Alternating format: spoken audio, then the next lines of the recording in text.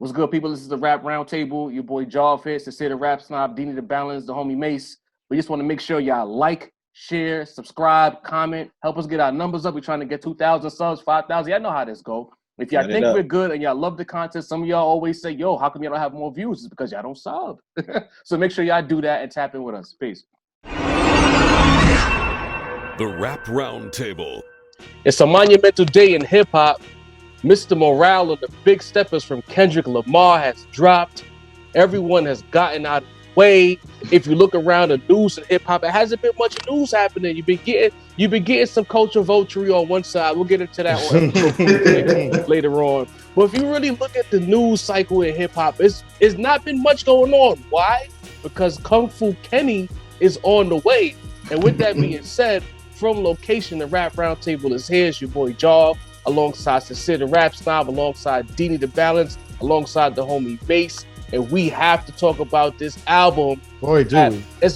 I'm pretty sure it's breaking the internet as we speak. It's going to break the internet all weekend. There's going to be think pieces, there's going to be Twitter debates, Facebook debates, Instagram debates, YouTube debates. This album is going to, I think this album is going to fracture the culture.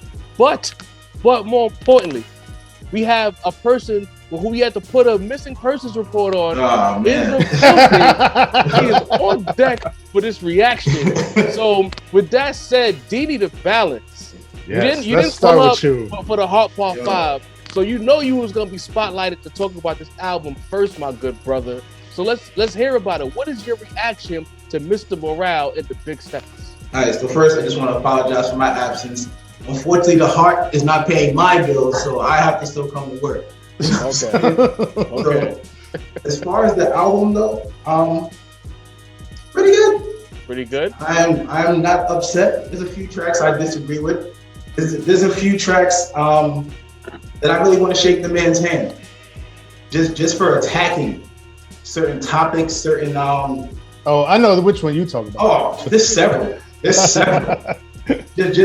attacking, like the one with what was her name again? I got it all written down here. The record with Taylor Page. Is Kendrick taking a page out of King Future's book with the toxicity record of the year?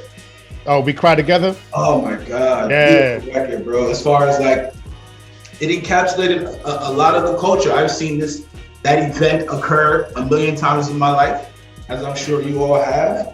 Count Me Out, I felt like was a personal ode to Dini the Balance of the first. You know what I'm saying? I respect it though. I thought the album started off a little, in the beginning. I thought United in Grief was beautiful. N95, Worldwide Steppers, and Die Hard, not bad records, but then carried me. Until we got back to Father Time, where I was like, wow, that record, that's one of the records I would love to shake his hand. That was a deep record, bro, and it's something that we see fractured in our culture. Dini, you being real political right now. I'm keeping it above. Nah, fuck that. You had a lot to say. Cause see, you naming off songs and shit. I don't want to hear that. The people don't want to hear that. What they want to hear is after you called him the Ben Simmons of hip hop. Okay. Did he live up to expectations with this album? We don't want to hear you list off the songs, man. Yo, first of all, I have to give respect where it's due. It's a lot better than I thought it would be, to be honest. I thought I would have got a showcase of BS. I thought I would have got another lapse of kind of what we got last time, and I didn't want that from him. I kind of got what I wanted from him. I wanted him to change up and bring something new. I feel like if you're going to be gone that long, you can't come back with the same spiel. You gotta, and I feel like this was a reinvention. Like Ken Simmons will play one. Ben Simmons will play again one day. Nah, but you were slandering that man, Dini. You sure was, man. What, he wasn't doing anything. With that said, did he do enough for you to put your gun down? Was this enough for you, or does he need to do more? I think this was a good holdover. As most Kendrick Lamar albums, one, it's not something you can just take a quick bite. Right. It's something you gotta keep. You gotta have it for a while. You know what I'm saying? Within another week or so, I'll be able to contain the full grasp of the album. But as far, I like the majority of the records, and I haven't felt that way about a Kendrick Lamar album. This dude Dini trying to be a politician earlier. It's not a politician, bro. At the Rap Roundtable, I have to give the facts what the facts are due. Listen. Nah, you trying to be a politician? I'm Sin, not. fuck this man. Son. Listen, Deanie. Talk to me. Deanie tap. He one of the big steppers right now. He tap Big dancing. tap dancing. I'm big tap dancing. Big tap dancing. I'm gonna go all the way in. I don't give a fuck what nobody says. I don't give a fuck about nobody else's opinion right now. This is a good day. What a beautiful way to start my day. I didn't listen at midnight. Like I've said before, I don't do the midnight thing because like I got the whole day behind me. I want to go in fresh in the morning. Got up 7 a.m., went on a walk, tapped into this album. And when I tell you, Kendrick is top 10 all time. That's it. That's it. What? Listen to me. Between Good Kid, Mad City, and Damn, there was about, I don't know, 5, 6 years. It wasn't enough time to really crown him as one of the elites of all time. Now it's been a good 10, 11 years with a double album under his belt of this caliber, that is this quality, this fucking good. That's it. He's top 10 for me. He's top 10 all time. All time. Rappers or just... Yes, man, yes. What are we talking about here? Top 10 all time. Whoever you have in your top 10, if it's Nas, Jay-Z, Biggie, Eminem, Lil Wayne, Pac, whoever it is, he's in there. He's in that category. I guess one day we'll have to figure out who's coming out of that 10. I have to see if I'll be listening to this the same way I'm listening to like Ready to Die and shit in 10, 20 years. You know what I'm saying? Lord willing. I don't know that yet. See, here's the thing. So I'm gonna get to the album in 1 second, I promise. But when people talk about how trap was the next evolution of hip hop, and I didn't feel that, this is the reason why I didn't feel that. This album is like the way he has so many different musical stylings on this album, and he just like weaves through them flawlessly. This is what I had in mind when I was thinking all this time. What is the next step in hip hop? What is going to bring hip hop up to the next elite level, right?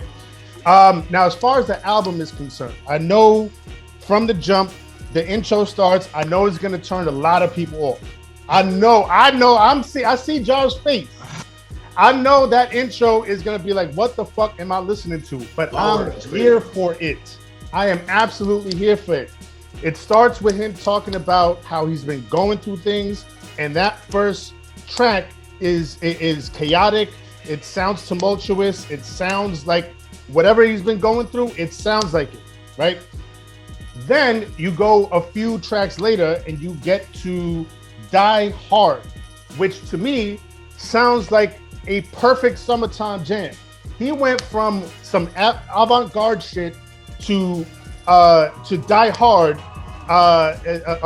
Again, like just sounds like an outside party jam, cookout jam, like in the span of a few tracks, right?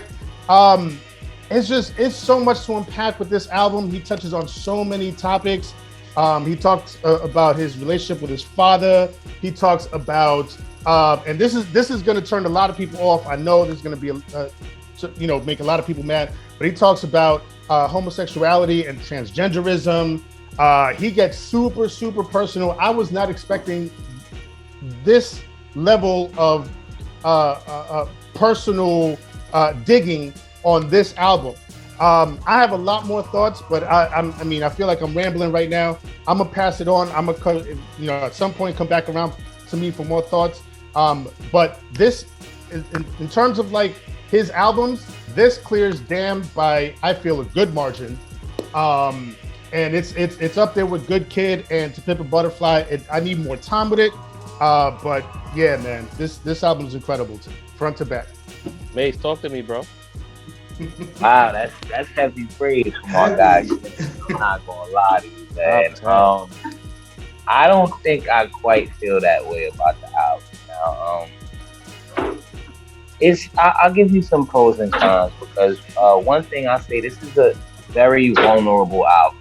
So it's hard to judge on some surface level, like, yeah, this song's hot, yeah, this song is trash, because Kendrick is, almost every song is tackling a specific topic, something that's gonna make you think, something that's gonna make you feel. So I'm not gonna just go out and say, I don't like the album's not good, but it's not super acceptable, is what I'll say. The intro, Sin kind of spoke to me. I wasn't feeling the intro. I didn't really get into it until about track 4, if you want to be honest.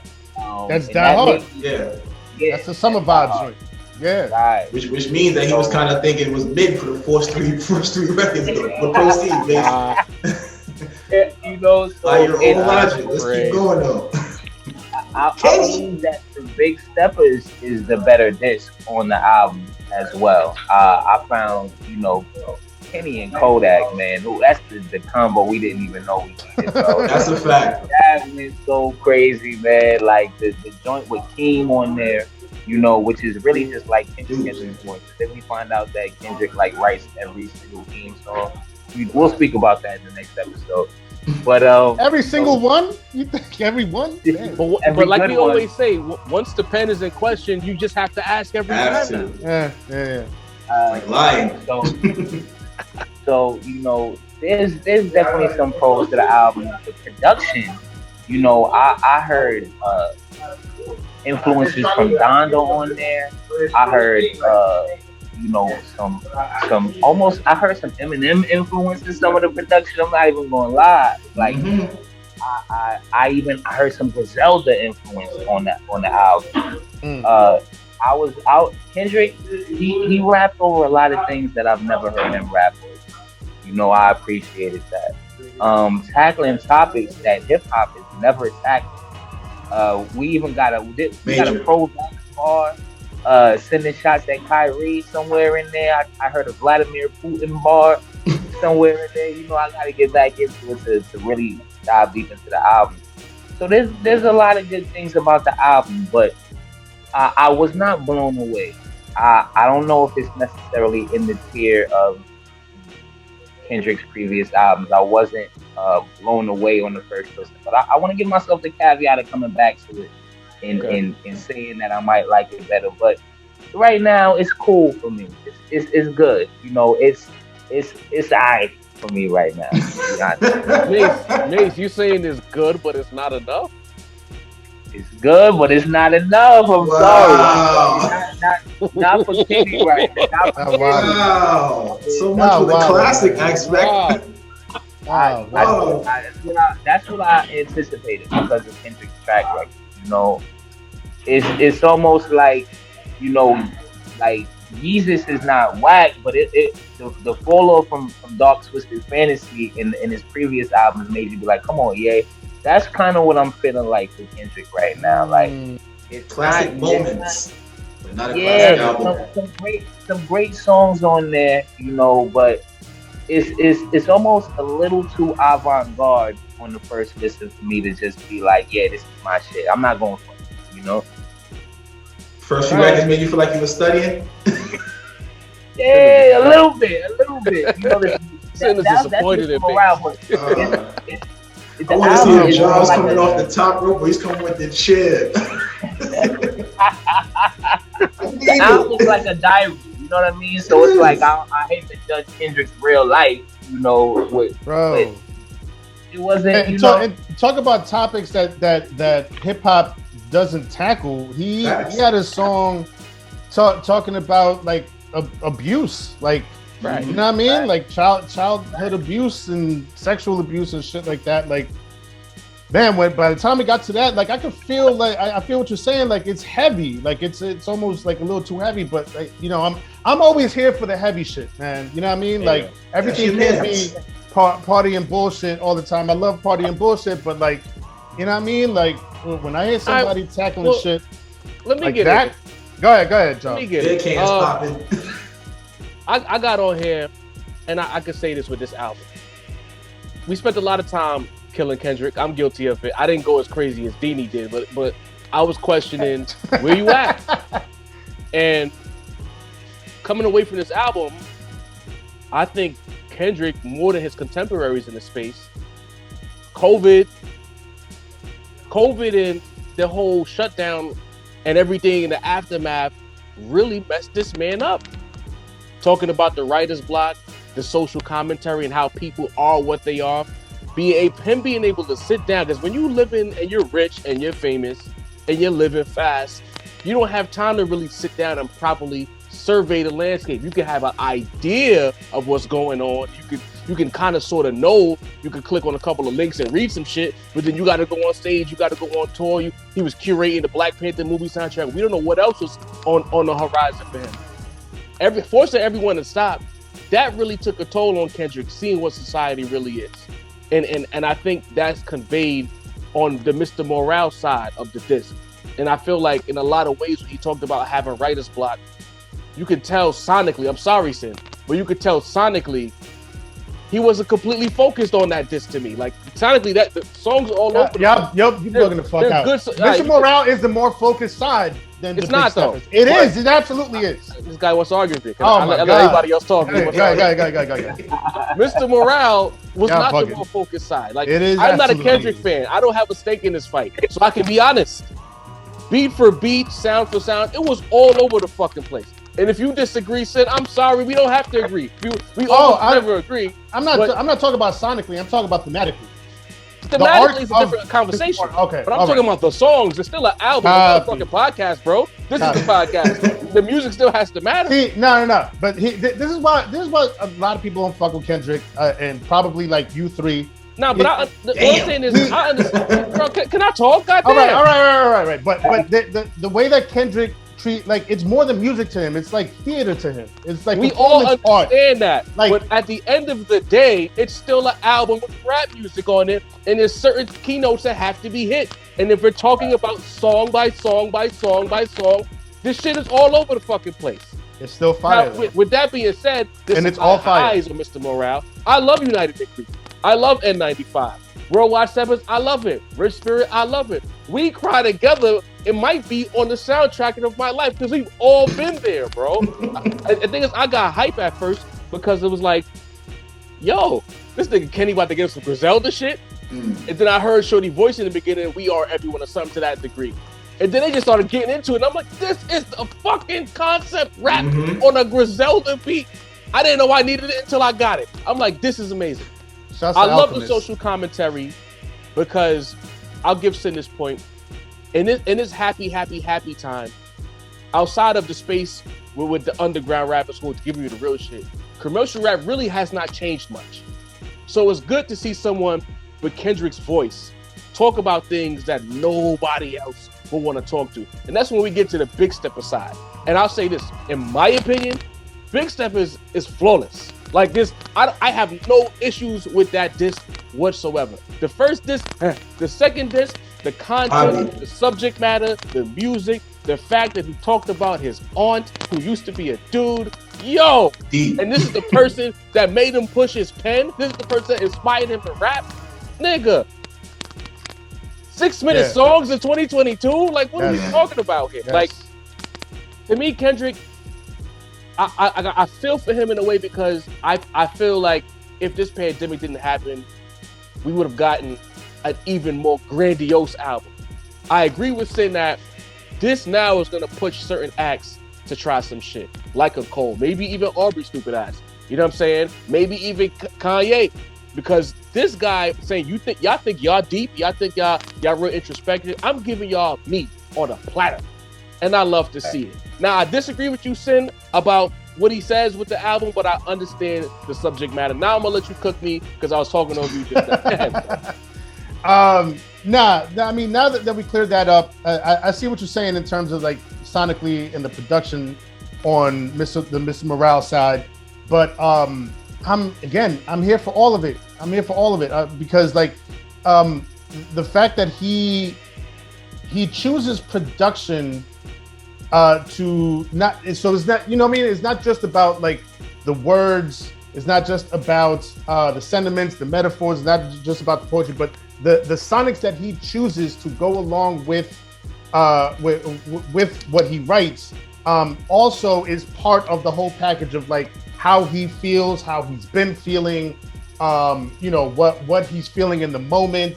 It's all part of it. You know what I mean? Yeah. So like, yeah, am I going to spin United in Grief the same way I'm going to spin Die Hard over the summer? Probably not. But I appreciate it being part of the package. Yes. Because it's part of him, it's part of what he's feeling, and like the arc between. I mean, there's again, the first listen, first morning. There's so much to unpack here, but the arc between United in Grief, where he starts super chaotic, and then by the end, the triumphant feel of Mirror, and finally coming into this realization that like, he may have had this savior complex before, where he felt like he wanted to save his people and be there for his people and talk to his people and uplift his people. But at the end, after all this, he's been reflecting a lot in the last 5 years that he hasn't been in the limelight, and he's realized, you know what, I gotta choose me, yo. Like, I gotta do me for me. And the triumphant sound of that record at the end, where he comes to that realization, like that arc from Amazing. Beginning to end is incredible. And you know what it is? As a person who's has a lot of history with Geminis, that savior complex is a real thing. And a lot of them have a hard time understanding that you are not always the star of the show. And listening to Kendrick have that realization throughout this tape all the way until the very end, very amazing for me. Like, this was almost like, as much as it's an album, and I'll contradict myself a little bit, this was an audio diary, it felt like.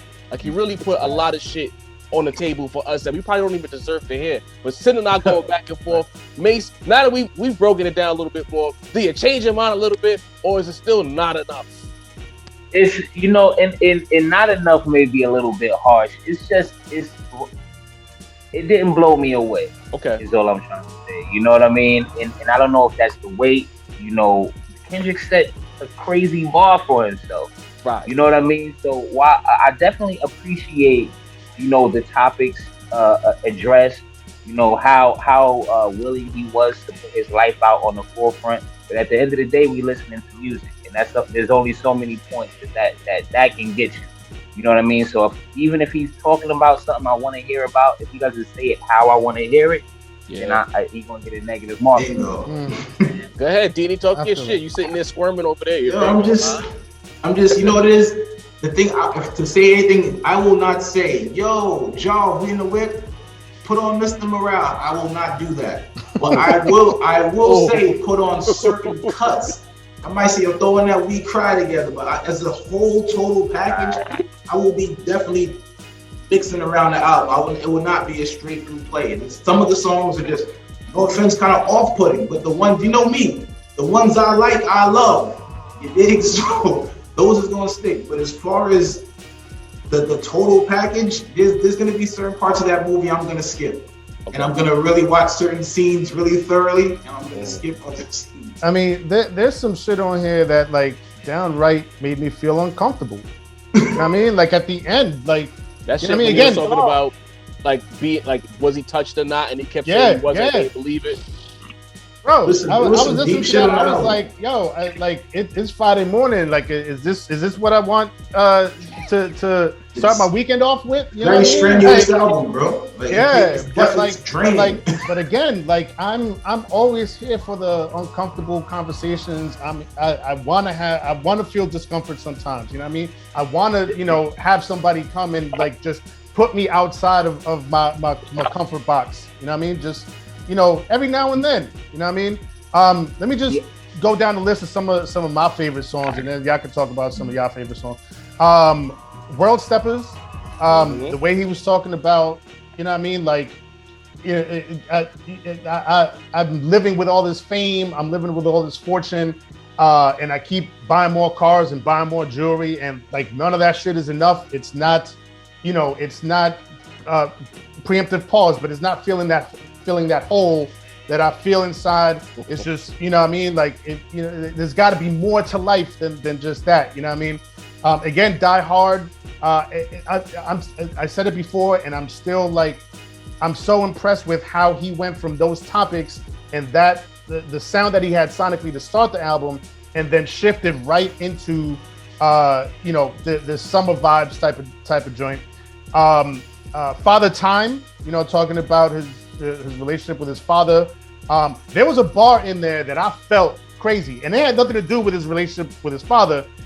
Is when he said he had that bar about Kanye and Drake making up, and he was like, what the fuck is going on? Like, I felt that because when that happened, and then he was like, maybe I'm not as mature as I think I am because like there has to be that certain level of competition still. You know what I mean? I felt that in my soul. This one ends with Ghostface. Ooh, that was crazy to me. Crazy. Crown, the calmest joint. He wasn't even rapping. He was like more singing. But like the fact that he proclaimed having the crown on like his calmest joint, where he's finally come to the realization that like none of that other shit matters. Like I'm doing me and that's it. Crazy to me. Was I the only one who listened to the album and felt like, yo, please don't cancel this nigga though? Was I the only one? Near the end. Near the end. Especially with Auntie Diaries, which I was about to get to. Well, yeah, I'll say that the religious community, because he said he really moved away from religion and leaned more into humanity. Yeah, I think that's a loaded gun right there. Okay, better you than me, Kendrick. even the thing about the smashing the white joints, I was like, whoa. Oh yeah, like, there's a few things that just happened. Like, this nigga is brave. Yes. Interesting. But very interesting. Like you and May said, Sin, when you go the avant-garde route, you get a little more leniency because it's art. It's high art. And with high art, you can take more chances, no? You could say it's an ode to culture, society. You could use a social commentary. When he dropped the F-bombs on Auntie Diaries and then he doubled down and like kept saying it. But it was again, like Job just said, because he's leaning more towards the art performance aspect of this. You know what I mean? It was within the context of what he was doing when he was like a little kid, like 5, 6, 7 years old. And so within that frame, you might look the other way on it. Some people are definitely not going to look the other way on it. They're just going to be like, you know how cancel culture is. People outraged for the sake of being outraged. They're probably already typing a think piece right now. How can he say that? They didn't even listen to the song. They just heard the word. Right. But then when he turns it around and he talks about like the white girl that he brought up on stage and she wanted to drop the N-bomb and he was like, nah, we're not doing that. And that juxtaposition of like, you know what I mean? It's you know, I came away from that track like, yo, that would be an interesting conversation to have. Yes. You know what I mean? That's why I love the Big Step Aside way more. I just felt like this is a Kendrick album. Like that's how I felt coming away from that disc. Like this shit is fire. No skips. Everything tight, cohesive, and you could feel that momentum swing from the beginning towards the end. I'm like, all right. And it felt more like he wanted you to have like good music on the second half. You know what I'm saying? Like, this is what I was gonna say. It seemed like what this album is like a fine line between To Pimp a Butterfly and Damn. Like he was trying to hopscotch that line up. Yeah, it's exactly what it was. Yep. He got the radio records. He got his shit off. Tried to make it all come together. Now guess the ones that are going to gain the critique. Yeah. Guess my least favorite song. The joint with Kodak, probably. Yep. Great Spirit is fire. And I'm not saying I actually enjoy Kodak greatly, and it's real funny because Kodak is focused now, and look at the room he's in. Yeah, man. Right. Yeah. Right. And that older guard, younger guard energy is fire too. And I even appreciate that Kendrick tapped Kodak for this album because, you know, the way it's perceived in the landscape, Kodak is like on the completely opposite end of the spectrum from a Kendrick, and Kendrick is like, nah, we're all one. Like we're all the same. Like I'm over like my judgy shit. You know what I mean? I'm not gonna come down on nobody. Like I'm living my life, y'all living y'all life. But you know what I mean? Isn't that how it always was though? Like Jay-Z loves Common, like Griselda loves Future, Lil Baby. Yeah, but you know what I mean? It's always the same. But there's no Jay-Z and Common collabs. We don't have that. Even you know what I mean? And something else when he said how the women don't feature the women, like that. I knew you felt that. I say it all the time. If that's the case, have Cardi call Rhapsody and throw it on the verse, but we don't see that. But there's women on this album. They don't need to be rappers. The girls are represented. And they all killed. Shorty, like I said, Shorty who did the We Cry Together, I thought that was... Hey, listen. Honestly, I have no idea who Taylor Page is, but she killed that record. Her performance on that record. And the deep passion. And just... Yeah. I also think that it helped that Kodak is probably like one of the realest niggas. Like he's not industry creation. He's not an island boy. You feel what I'm saying? Like he's really a real nigga. And a person like Kendrick can gravitate towards a person who is who he is. Like ain't no change in Kodak, and you got to take him as he is. And a guy like Kendrick will respect that. And I felt like that helped build that relationship. Yeah. Man, what else can I say about this album? I don't know, man. I'm itching to spin it back. I've only. Oh yeah. That's only the reaction. Yeah, you didn't do the review yet. I know, but I mean, I'm. Ain't even out for 12 hours. I'm hey, literally. Chat, itching. listen. Comment section. I know y'all probably yelling at us right now. Whether you live or you listen to it later, give us your thoughts. Y'all know if y'all say some fly shit, we'll talk about it on the mailbag. Give us your opinion. I think the album is really good. I don't think it's a classic. Matter of fact, I got one caveat for the table. Let me know what y'all think. Although it's a double album, and it might be the best rap double album since Life After Death, might be, I gotta give it a bit of a caveat in that it's only 18 songs, so he kind of cheated. This is true. You need about 25 songs. 9 and 9. Yeah. We talked about that. Yeah, Dini and I were in the building the other day, talking about how, you know, if it might not be, if it's not over 20 tracks, right? You know what I mean? It's just, it could be seen as one long album. Right. I remember plenty of one disc albums that were like 18, 17, 19, 20 songs. You know what I mean? So yeah, kind of cheated, but like, you know, it's in today's climate, you know what I mean? The length of this album definitely, you know, warrants it being regarded as a double album. And thematically, you know what I mean? Like you said, Jarv, you know, you got the Mr. Morale side, which is more artsy avant-garde, and then you got the Big Stepper side, which is more just like palatable music. You know what I mean? So thematically, it kind of makes sense. All right, comment section, let us know what y'all think. I think it's fire. Base said it needs some time for him. I think it's brilliant. Okay, am I quoting you okay, or what would you say? Is it good? Is it okay? No, it's good. It's a good album. I need more time. It's a classic. I think it's brilliant. I'm not calling it a classic. Classic is that. Okay, that's a hard word to throw out. Don't let me misquote you like that other pod. Almost lost. Facts. Pew pew. Nah, but I think it's a brilliant piece of work. Dope. People, This has been our reaction. Make sure y'all tap in with us. We got episode 45 out right now. We have the Hard Part 5 reaction out right now. 46 is loading. Fuck with us, you heard? Later, gang. Peace. Peace.